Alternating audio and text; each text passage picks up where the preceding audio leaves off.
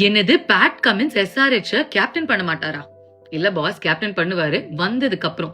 Injury காரணத்தினால Pat Cummins T20 உலக கோப்பையே விளையாடல அப்படின்னு எல்லாருக்குமே தெரியும்.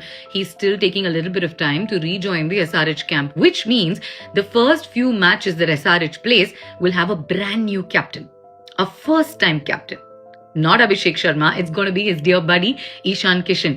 டைம் ஒருத்தருக்கு நல்லா இருக்கும்பொழுது எப்படி கூரையை பிச்சுட்டு கொட்டுதுன்னு பாருங்களேன். ஸ்குவாட்லயே இல்ல, T20 உலக கோப்பை ஸ்குவாட்ல இருந்து நல்லா விளையாடி நல்ல பேர் சம்பாதிச்ச ஈஷான் கிஷனுக்கு இப்ப IPL கேப்டன் அப்படிங்கிற பட்டமும் கிடைக்க போகுது.